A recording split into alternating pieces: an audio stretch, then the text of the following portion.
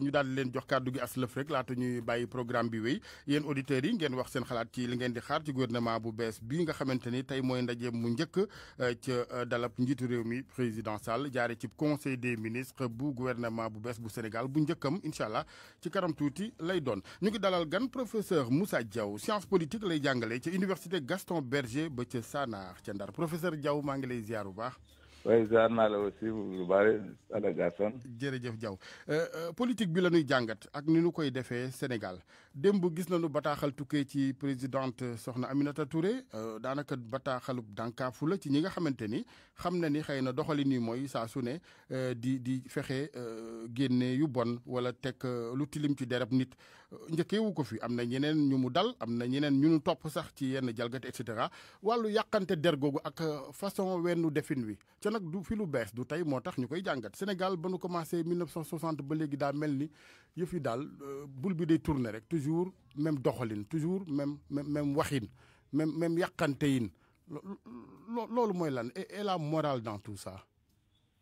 waaw loolu yëpp mu ngi jóge ci ni ñuy defee politique ah.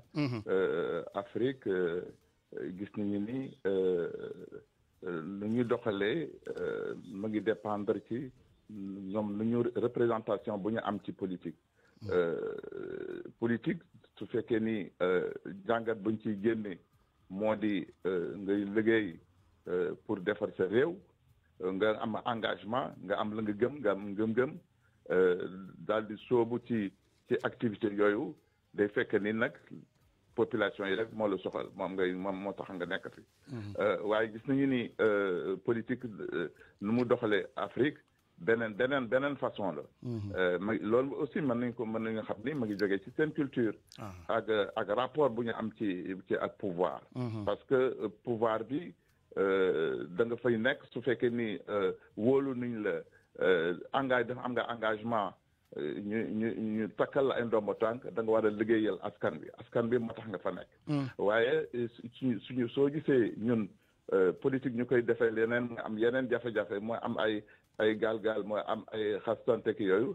day fekk ni ñoom ni ñu ko gisee mooy soo nekkee ci pouvoir bi rek. am nga latitude. am nga possibilité daal di jël ñoo la jógee wala say mbokk wala say xarit daal di leen tabb et puis position bu ñu nekk bi ci pouvoir bi day fekk ni aussi ñu am ressource état bi. ñu yore ko. mais duñ koy yoree duñ ko war a yore pour askan wi. nuñ koy répartir pour askan bi la waaye soo gisee suñu réew yi généralement ku nekk ci pouvoir bi. possibilité la pour nga enrichir possibilité la pour nga distribuer entretenir benn clientèle ba nga xam ni ñoom ñoo su wote ñëwee ñu woteel la nga distribuer xaalis boobu la. te alors que xaalis boobu moomuloo ko. xaalisu réew mi la. xaalisu état bi la. donc loolu le fait que aussi que ñu amuñu benn sens responsabilité. kooku sax lu am solo la. sens responsabilité.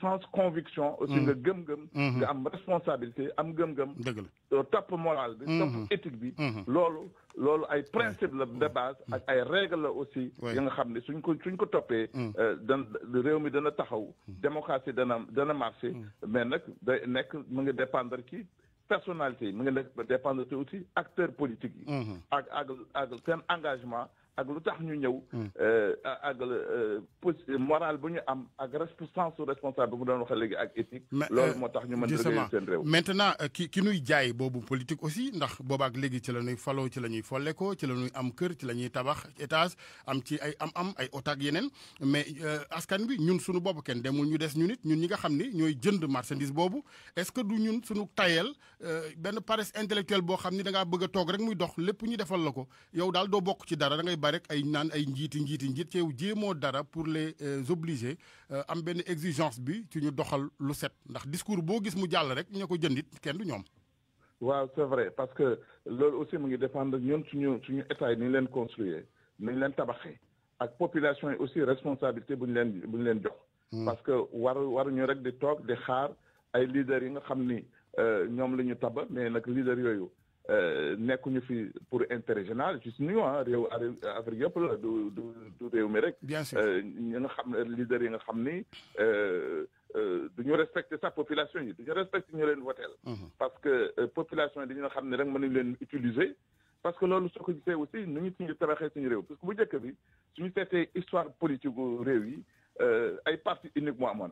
parti unique yi fi nekkoon mooy nga dajale ay nit rek comme taba nañu président bi moom la ñuy woteel ak quelle que soit situation. ci ndigalam la ñuy nekk. mais loolu nag adduna dafa dox. adduna dafa dox nit ñi du ñu yeewu. et puis ñu ngi ci système ba nga xam ni nit ñi duñu am ay duñu accès à l'information. ñu ngi seet réewu tugal yi ni ñuy fonctionner démocratie yu mag yi nu muy doxee. donc kenn ñëpp duñu yeewu. ñëpp waratuñu nag di accepter suñu réew yi ñu leen di manipuler. ñu leen di utiliser. pour accéder au pouvoir rek suñ fa accès fàtte nañ leen. loolu nag moo xaw ci suñu réew yi parce que suñu amoon. opinion mais pour mu am yeewu rek doyul il faut qu'on soit travailleur également. c'est-à-dire foofu laay waxee c'est-à-dire aussi ñun tamit bu tappale amee daa am ku nangu tappale gi ñu lay jox ngay jaar ay jëli raccourci c'est finalement benn baara yëgoo la de façon générale. ci penc mi. c'est vrai que il faut que mu am prise de conscience. il faut que citoyens yi am responsabilité de contrôler ñoom à la base. parce que de contrôler à la base ñoo xam ne jox nañ ay ndombo tànk wala jox nañ ay responsabilité. soo gisee réew yu nga xam ne avancé nañu ci démocratie citoyens yi ci bopp ñoom leader duñu responsable ci devant les citoyens. citoyens dañ leen di contrôler. parce que suñu leen nommé député ce département. liggéeyoo fa defuloo fa dara de yeneen élection yi su ñëwee li ñu la fay dindi. parce que ñooñu am nañ prise de conscience. te que yeewoon nañu te kenn du leen nax te duñuy liggéey aussi duñuy liggéey mën nañu xaar lépp ci gouvernement bi. il faut que aussi nit ñi yeewu liggéey bu am daal nañu liggéey daal mais ñu yokk liggéey boobu. daal di nag ñoom ci seen bopp mën nañu def seen contrôle bopp kenn mënatu leen nax nekkatuñu situation bu nga xam ni da ngay def ay discours rek. di distribuer ay xaalis. su élection yi ñu woteel la et puis soo demee nga fàtte nit ñi. ñooñu seen bopp ñu dellu siwaat ci seen pauvreté parce que suñu leen defee ay billets. yooyu ñu leen jox ay 10 000 francs mais kooku c'est ponctuel. benn jour peut-être la leen di jëriñ mais après dellu si dañuy dellu ci seen dóol. donc ñoom ci seen bopp ñoo war a jël seen conscience bopp jël ni ñoom kat am nañu rôle bu ñuy jouer. ci liggéey bi ci contrôle responsable politique yi ñu bañ di topp rek nit. parce que daf leen di jox ay 10 000 francs wala daf leen def ay arrangement parce que réew mi ñëpp ci war a def seen loxo. ñëpp war a liggéey. ñëpp war a am position bu ñu nekk mu nekk position citoyenne. citoyenneté moo am doole. en dehors des autres considérations lu am solo mooy citoyen yi. nga citoyen responsable. nga bañ ni di toog rek ñu lay ñu suñ la soxla rek la ñuy ñëw. élection su ñëwee. ñu ñëw def seen campagne def seen ay seen caravane.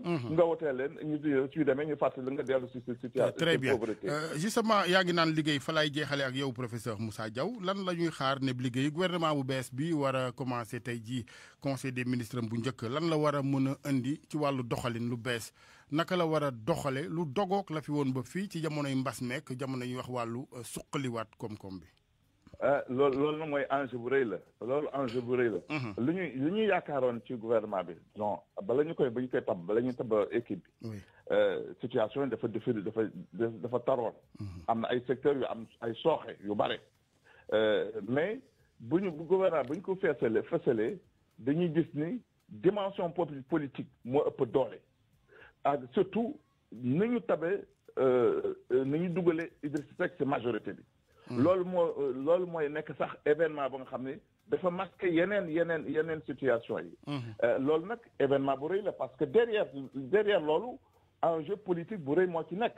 ak ay stratégie moom la ñu taxawal. dafa mel ne rek ni situation citoyen yi daf mel ne dañ ko relayer seconde zone. mais ma yaakaar ni léegi défi bi. mooy ñi ñu taba situation bi ñu nekk bu tar la situation économique du Sénégal rek moo ko jonkontal réewu adduna bi yëpp laaj na aussi ñu liggéey surtout pour jeunes yi jeunes yi mooy avenir u ëllëg jeunes yi mooy force vive il faut que ñu conscientiser leen davantage sensibiliser leen ci danger yi ñuy def ci mbëkk mi mais nag loolu il faut que mu am politique boo xam ne politique bu fës la jëmale ci jeunes yi. jeunes yi nekk ci centre dispositif de développement économique et social.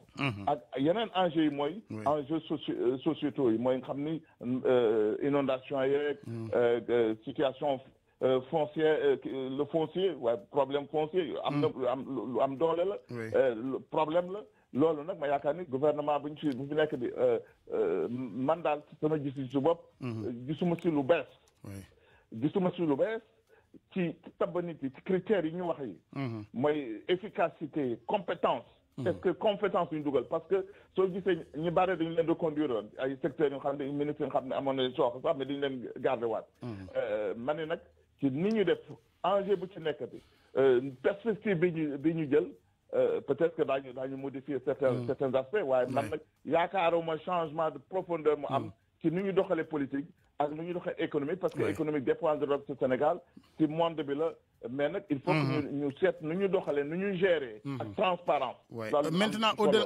bu weesoo jëmmi nit ñi orientation ndax it woto moom boo ko yoree volant bi fa nga bëgg mu jëm rek fa la jëm waaw il faut que ñu leeral fu ñu jëm ñu leeral ko mooy économie bi ñu xam priorité yi waaw priorité parce que am na ay njuumte ci choix yi ñu defoon choix stratégique industrialisation wala ay projets yoo xam ni du priorité pour citoyens yi du priorité priorité yi gis nañ ko mooy na ndóol bi na fi wàññee fi wala mu daj fi jeunes yi il faut que ñu wute leen liggéey il faut que ñu am gis seen bopp ci projet yi ñuy def yi il faut que aussi citoyens xam ni kat ñii ñu ngi leen di liggéeyal waaw ñu bañ am beneen arrière pensée ci pratique politique bu ñuy def ci ay malversation yoo xam ne am nañ ko ñu koy couvrir loolu dafa war a dakk ñu seet ni nag citoyen moo tax ñu nekk fi ñu liggéey pour améliorer conditions de vie population yi loolu moom la ñu xaar ci ñoom jërëjëf professeur Moussa Diaw RFM a ngi lay gërëm bu baax di la sant